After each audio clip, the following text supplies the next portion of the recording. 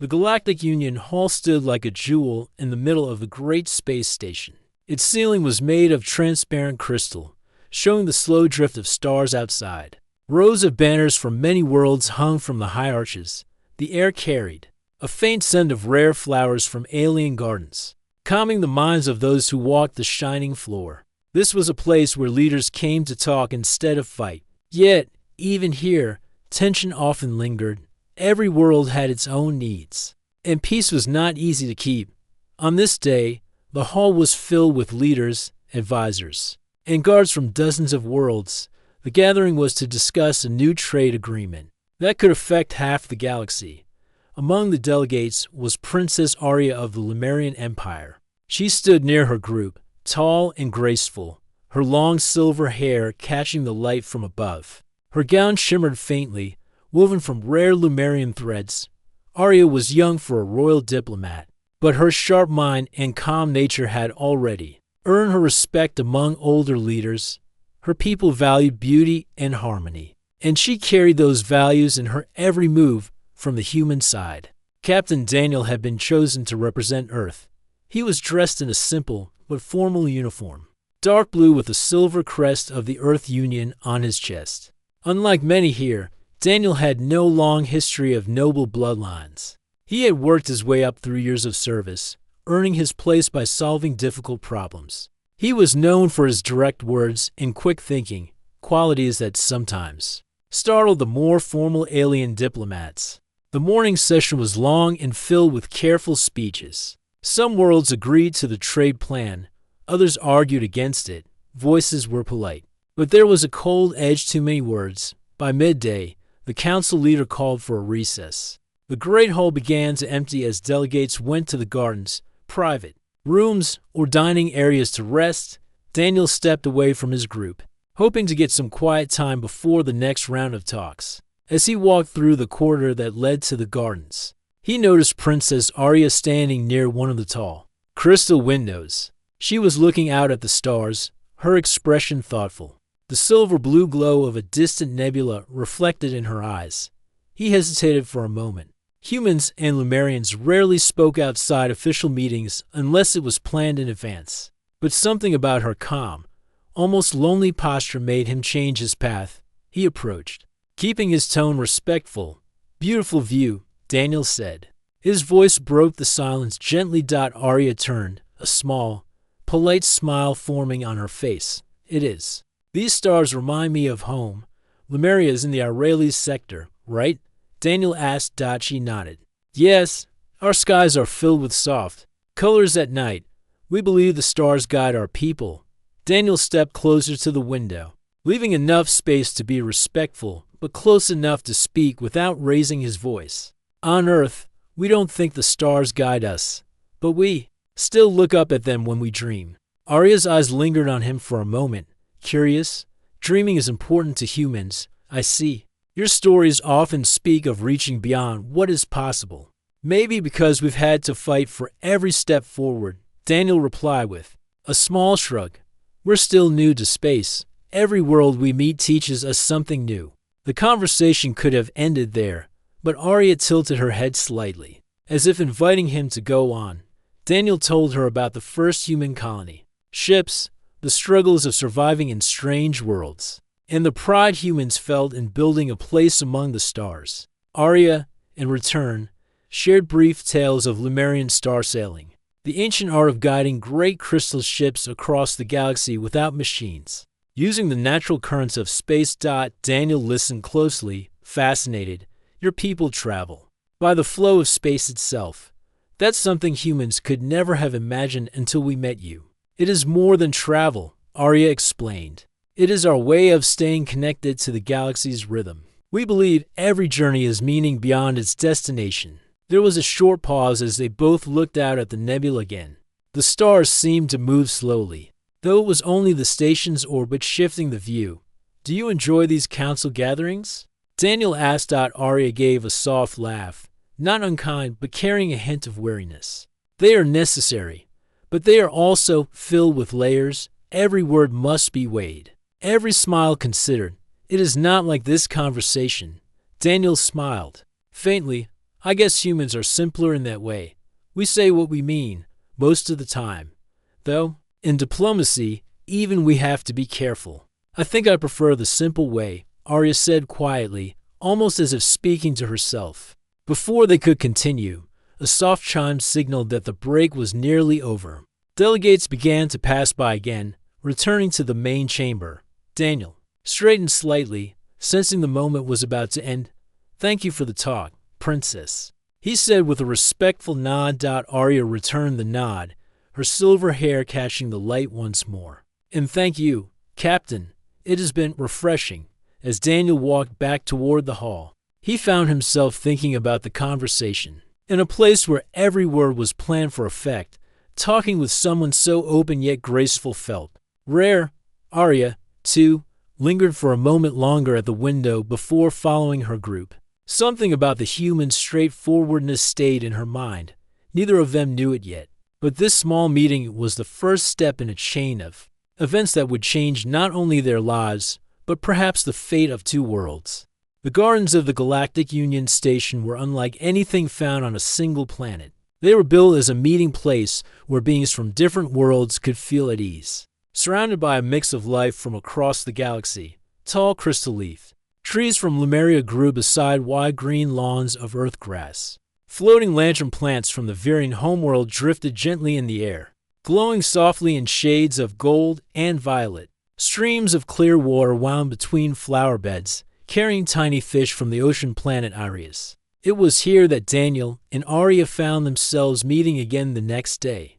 The council had ended its morning session earlier than planned, giving delegates time for private talks. Daniel had come to the gardens to escape the constant noise of politics, but as he walked past a row of silver-leaf trees, he noticed the princess seated on a bench beside the water. She looked up as he approached. "Captain Daniel," she greeted with a small smile. "Princess Arya," he replied, slowing his steps. "I hope I'm not interrupting." "You're not," she said, gesturing for him to join her. "Please, sit. It is rare to find quiet here." Daniel took a seat at the other end of the bench, leaving a respectful distance. For a few moments they simply watched the stream together, listening to the gentle sound of water. Then Arya spoke. "Again, yesterday, you spoke of human dreams," she said. "I have been thinking about it since. Your people seem to value ambition very much." Daniel nodded. "I think it's part of who we are. We've always tried to go farther. Even when we weren't ready, it gets us into trouble sometimes, but it also helps us grow." In Lemurian culture, Arya said thoughtfully, "we are taught to move with patience. We believe that rushing disturbs the natural flow of life." Daniel smiled. "Sounds like you think humans are impatient." "I think," she said carefully, "that your way and ours are both strong, but in different ways. Your people act quickly. My people wait for the perfect moment, perhaps together. Those strengths could balance each other." Daniel found himself liking her way of seeing things. Maybe that's what these councils are for, to figure out where we can help each other. Their conversation flowed easily from there.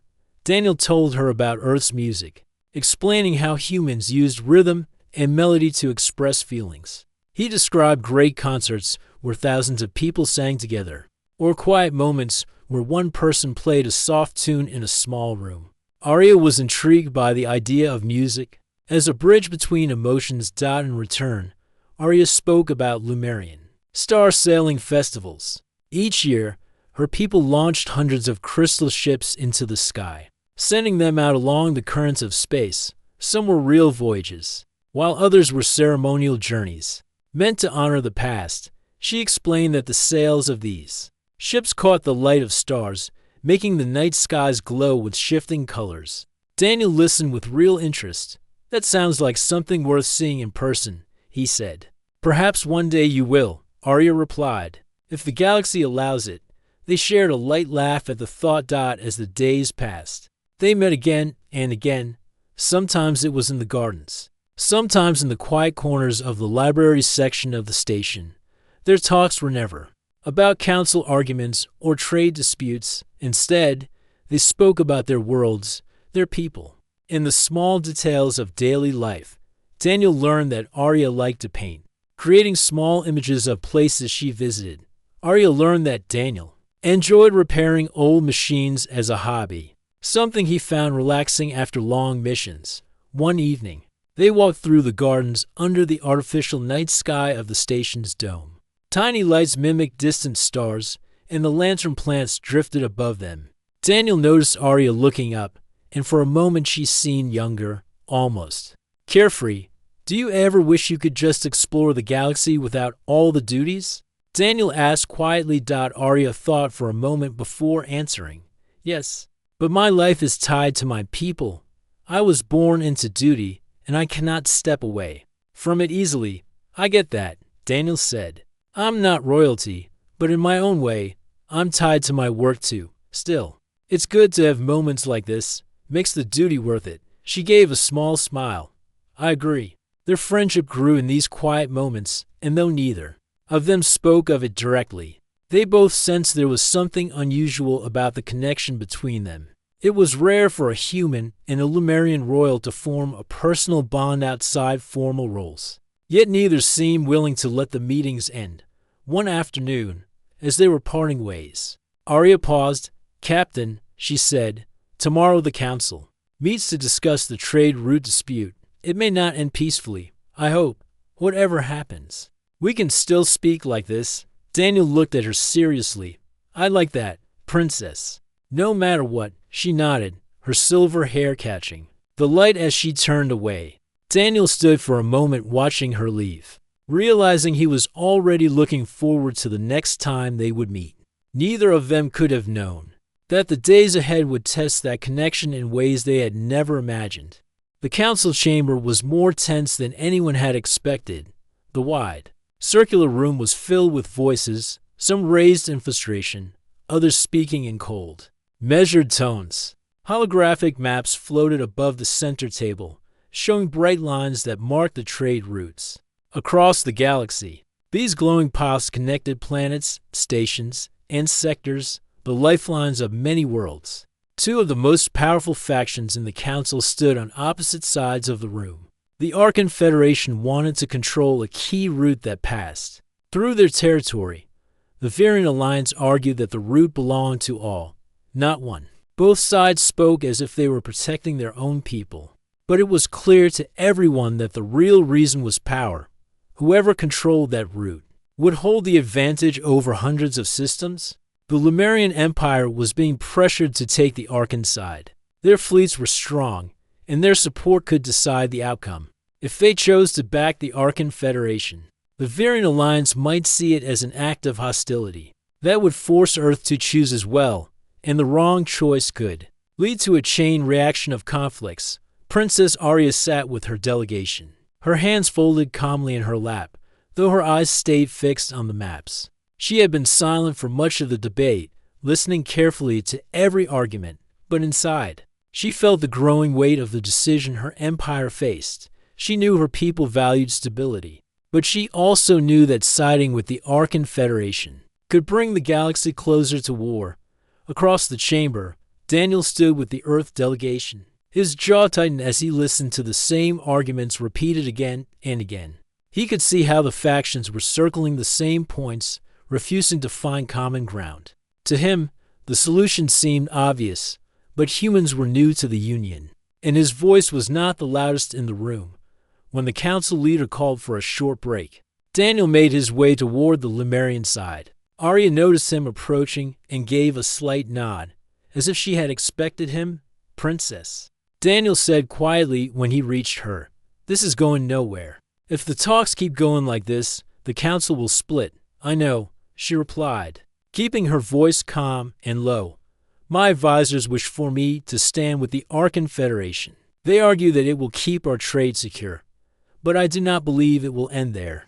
Daniel leaned slightly closer, careful not to draw too much attention. If you take a side, the other faction will respond with force, then every ally gets pulled in. We've both seen where that leads.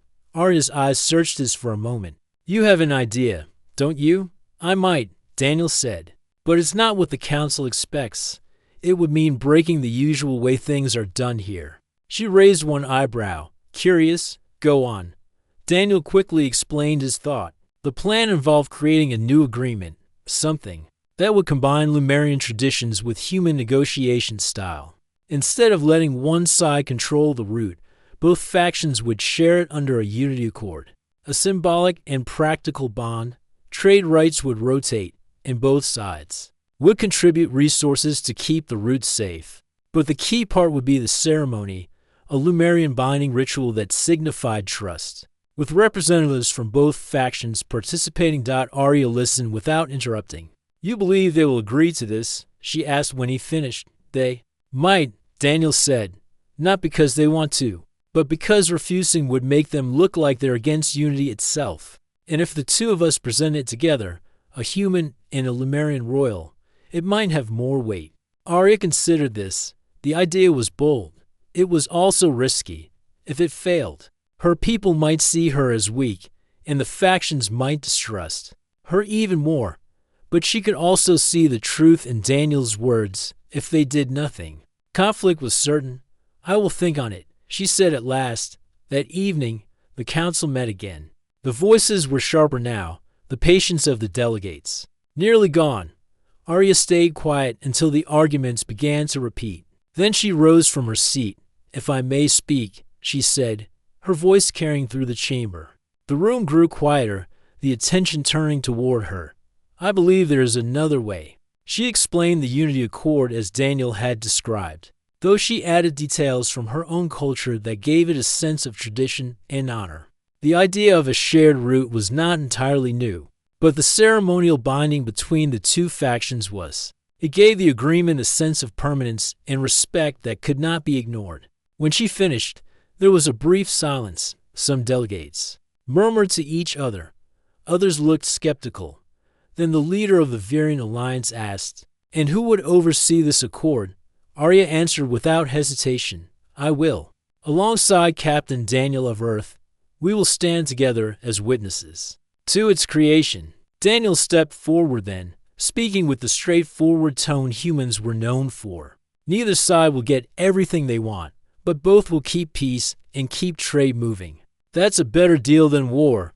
There were no cheers. The room did not break into applause, but for the first time in hours, the debate shifted. Delegates began discussing the accord instead of arguing about control. As the session ended, Arya walked beside Daniel toward the exit. That was a risk, Daniel said. It was, she agreed. But perhaps it was the right one. She did not say it aloud, but she knew this was only the beginning. Presenting the accord was one thing. Getting both sides to sign it would be another challenge entirely, and if they failed, the consequences would reach far beyond the council walls. The following day began with an unusual buzz in the Galactic Union Hall. News of the Unity Accord proposal had spread overnight. Some delegates were curious, others doubtful, and a few openly opposed the idea. For most, the thought of a human and a Lemurian royal presenting a joint plan was unexpected. Daniel arrived early, standing near the large display ring in the center of the chamber. He was checking the holographic models of the trade route, making sure every detail was clear. Across the room, Princess Arya entered with the Lemurian delegation. She wore the formal silver robe of her rank, its patterns woven to represent the flowing currents of space. Her expression was calm, though she could feel many eyes watching her. When the council leader called the meeting to order, the room quieted. Arya rose from her seat, and Daniel joined her at the center. The two stood side by side, a striking image in a chamber where alliances were usually spoken of but rarely seen in person. Arya began, Honored delegates, we meet again with the future of our worlds at stake. Yesterday, I spoke of a unity accord that could keep peace and protect trade without handing full control to any one faction. Today, we present the full plan. With a gesture, the hologram shifted. The glowing trade route appeared, stretching across the galaxy, passing through both the Arkan Federation and the Virian Alliance. Arya explained how the route would be managed jointly. Control would rotate every 2 years, with oversight from a neutral council of smaller worlds. Profits from trade tariffs would be divided equally, and a shared fleet would guard the path against piracy. Then came the part that caught everyone's attention. to bind this agreement. The leaders of both factions will take part in a Lumerian trust ceremony, Arya continued. It is a vow made in open view, where each side swears before the galaxy to protect the other as they would their own people. Such a vow is sacred in my culture. Breaking it would be an act of deep dishonor. Daniel stepped forward. I know some of you think this is too idealistic, but think about what happens if we keep arguing. Trade will stop, fleets will move, and sooner or later, shots will be fired. We all know where that ends. This is a way forward that doesn't cost lives. Murmurs filled the room. Some delegates whispered to their aides. Others kept their eyes on the hologram. The leaders of the Arkan Federation and the Varian Alliance exchanged a long, cautious look. The Arkan leader spoke first. Princess Arya, Captain Daniel, you speak of trust. But trust is not built in a day. Arya met his gaze. True. But it can be started. In a day, the rest is up to us. The Varian leader tapped a clawed finger against the table. And if one side breaks this vow? Daniel answered.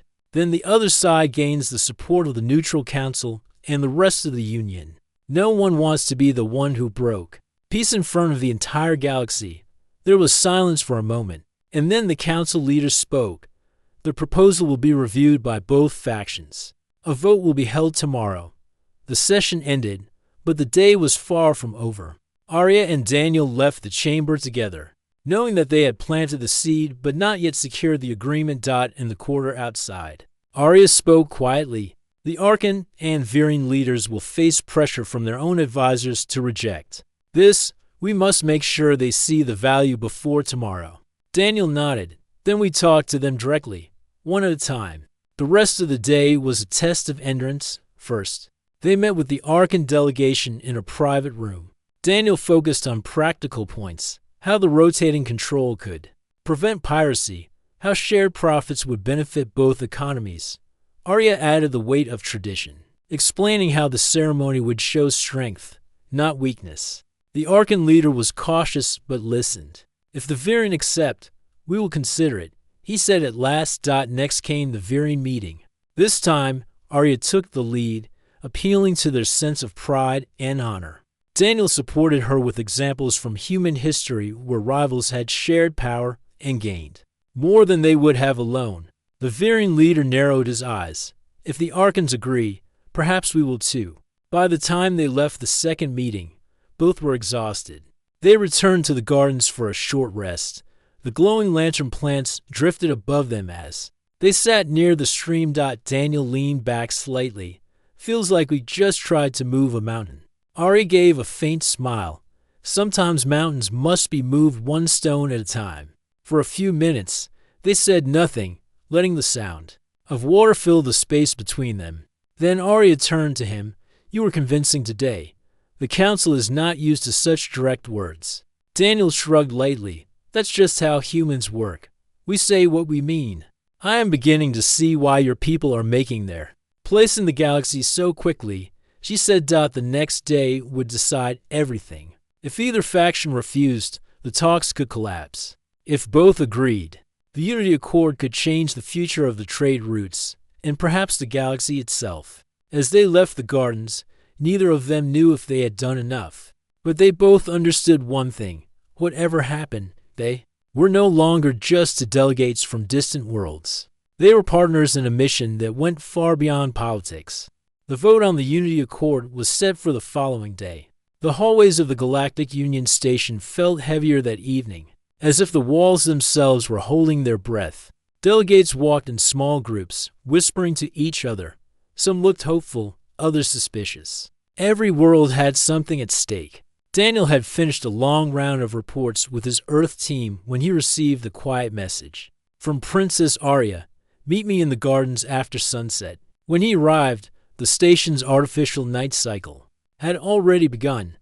The ceiling dome above them showed a soft scattering of stars. The crystal leaf trees glowed faintly in the dim light, and the floating lantern plants drifted lazily over the pathways. The garden was almost empty, save for the soft hum of the water streams. Arya was standing near the largest tree, looking out over the central pond. The reflection of the lights danced on the water's surface, making it seem as though the stars had fallen to rest there. "You wanted to see me?" Daniel asked as he walked up to her. "Yes," she said, her voice calm but carrying a note of thoughtfulness. "Tomorrow, the accord will be decided. Tonight, I wanted to speak without the weight of the council on our shoulders." Daniel gave a small nod. "I'd like that." For a while, they simply walked along the stone path beside the pond. The air was cool and still, the kind of quiet that made words feel more meaningful. "You've seen much of the galaxy," Arya said after a moment. "What do you think of it?" Daniel thought before answering. "It's big, beautiful, and sometimes dangerous.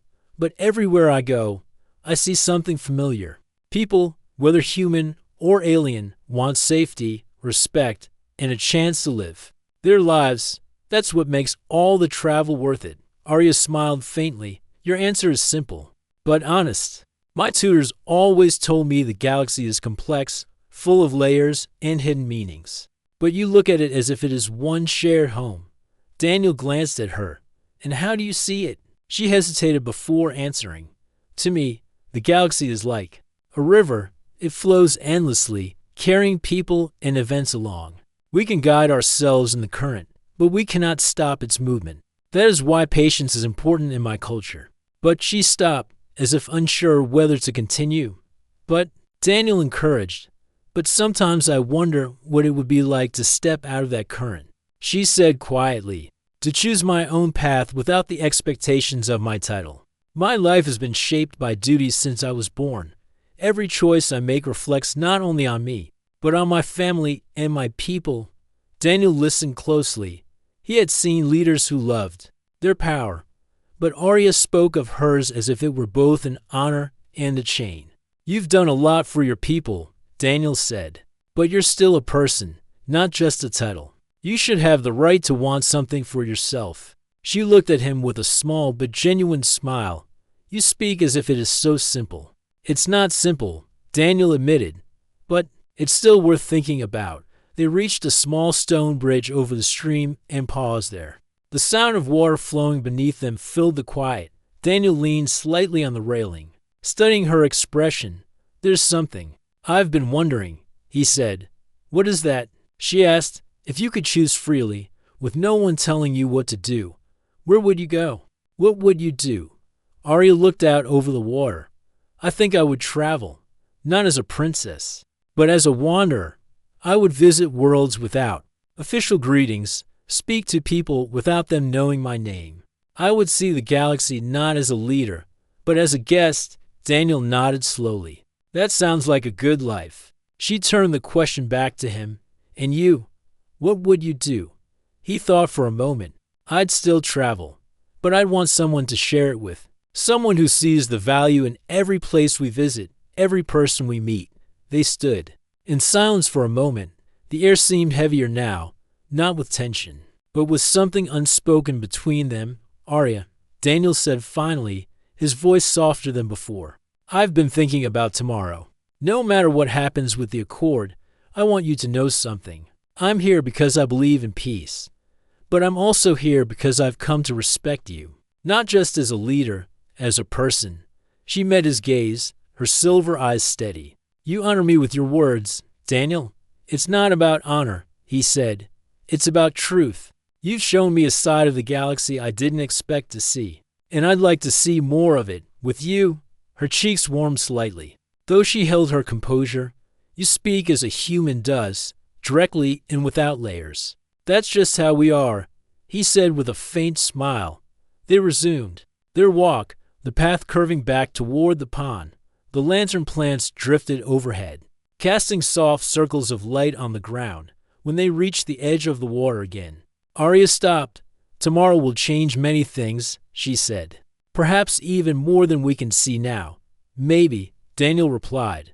"But change isn't always bad." As they parted for the night, neither said aloud what they were both thinking, that their connection had already gone beyond politics. Tomorrow's vote would decide the fate of the Unity Accord, but tonight, they had taken a quiet step towards something more personal.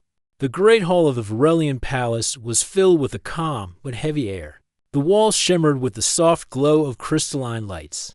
casting reflections across the polished silver floor. Outside, the twin moons of Varellos floated in the deep night sky, their light pouring into the chamber through tall arched windows. It was here that Princess Arya stood beside Daniel, both facing the long curved table where the royal council sat.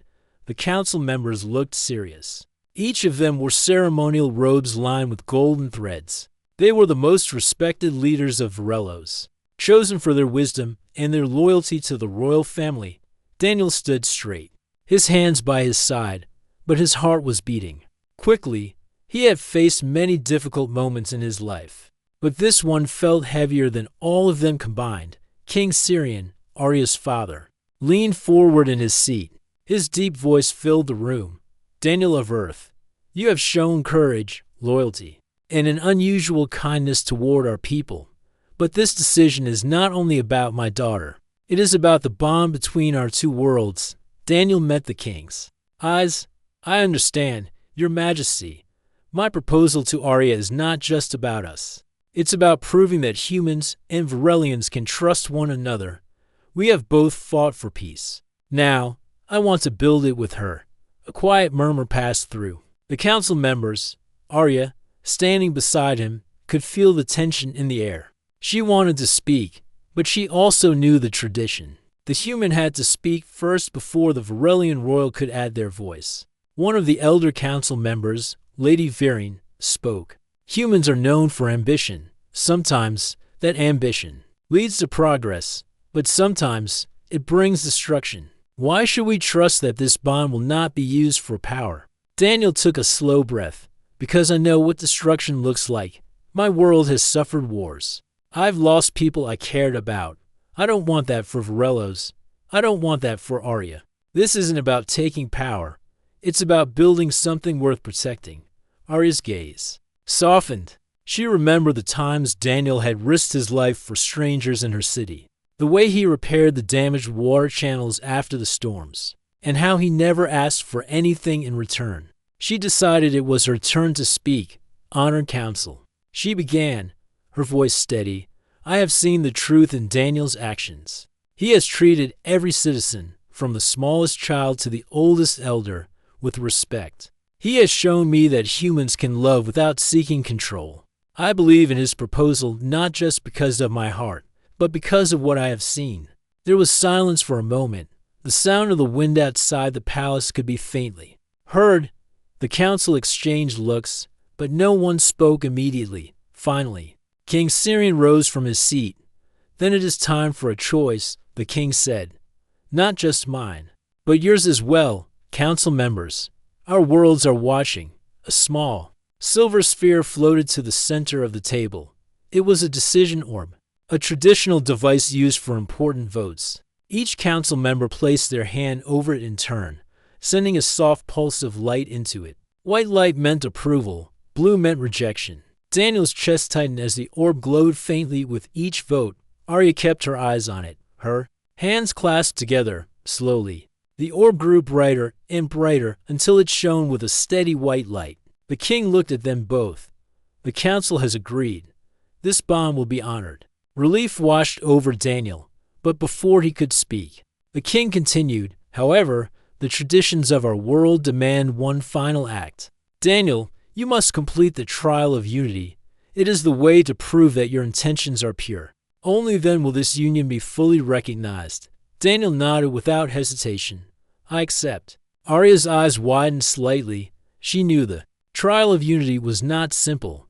It tested not only strength, but also wisdom and heart. Still, seeing Daniel accept it without fear made her feel both proud and anxious. The king gave a single nod. You will begin at dawn. Later, as they walked through the quiet palace corridors, Arya finally spoke. You didn't even ask what the trial was before agreeing. Daniel smiled faintly. I don't need to know. If it's for you, I'll face it. Her cheeks warmed, and she looked away for a moment. You're either very brave or very foolish, maybe. Both, he replied. They reached the balcony overlooking the city. The glowing towers of Varellos stretched out before them, and in the distance, the vast spaceport shone like a constellation. For a while, they stood in silence, letting the cool Night air brushed against their faces. Arya finally turned toward him. Daniel, whatever happens in the trial, I believe in you. His gaze softened. Then I'll make sure I don't let you down. As the night grew deeper, somewhere in the city, the preparations for the trial of unity had already begun. The path ahead would not be easy, but both knew that their journey was far from over. And in that moment, they were ready to face it together. The great hall of the Alliance Council was filled with leaders from many worlds. Flags of different planets hung on tall golden poles. The air was tense, yet there was an undeniable sense of hope. Every leader knew that this meeting would decide the future of relations between humans and the royal house of Zarathia. Rian stood in the center, wearing a simple but elegant suit. His human nature was evident in his calm but determined expression. Beside him stood Princess Alira, dressed in a flowing silver gown that shimmered under the lights. Her cheeks had a faint pink hue as she looked toward the gathered crowd. The council head, a tall elder with crystal blue eyes, spoke first. We are gathered here to finalize the pact between our people. But before we proceed, we must hear from those who inspired this alliance in the first place. Rian took a deep breath. His voice was steady, yet filled with warmth. We come from different worlds. Our skies are not the same color. Our oceans do not share the same tides, and our histories have been written in separate stars. But the heart, no matter the species, beats with the same desire to protect what we love and to build a future worth living in. Alira glanced at him, her eyes shimmering with pride. Rian continued, When I first met Princess Alira, I saw not a ruler from another world, but a person who cared deeply for her people. I saw courage, kindness, and a will to stand against any danger. And I realized that the differences between us were not barriers. They were bridges waiting to be crossed. A murmur spread across the council chamber. Some leaders nodded in agreement. Others leaned forward to listen more closely. Alira stepped forward, her voice gentle yet commanding. When humans first arrived on our world, many feared them. I was among those who doubted their intentions. But Rian showed me something unexpected. He did not seek power. He did not seek control. He sought understanding. And in doing so, he gave me a gift I never thought possible: trust. Her words seemed to soften even the most skeptical council members. She turned toward Rian and spoke directly to him. Your proposal was not one of politics, Rian. It was one of unity. You asked not for my throne, but for my hand, so that together we could guide our worlds toward peace. I accept that proposal today before all who are present. A wave of surprise and applause filled the hall. The moment was historic, a royal acceptance of a human's proposal. Witnessed by leaders from across the galaxy, Rian bowed his head respectfully. Then I promise, before every star that shines upon us, I will protect you, your people. In the future we will build together. This is not the end of our journey. It is the beginning. The council head raised his staff, signaling the final approval. Then it is agreed. The pact between Earth and Zarathia shall be signed. May it stand for generations. As the documents were sealed and the ceremonial lights brightened, Rian and Alira stepped onto the grand balcony. Thousands of citizens from both worlds had gathered outside, their cheers echoing through the air. Alira took Rian's hand, and for a moment they simply stood there, looking over the crowd. The sun of Zarathia set in the distance, its golden light touching the horizon, while Earth's flag waved beside Zarathia's royal banner. Rian leaned closer and whispered so only she could hear, We've made history, Alira. She smiled. Softly, No, Rian, we've made a future. In that moment, under the watch of two worlds, their promise became more than words. It became the foundation for a new chapter in galactic history, one where humans were no longer strangers, but partners in shaping the stars. And so, the tale of a human and an alien princess was no longer just a story. It was the beginning of something greater than both of them, something that would live on long after their names became legend.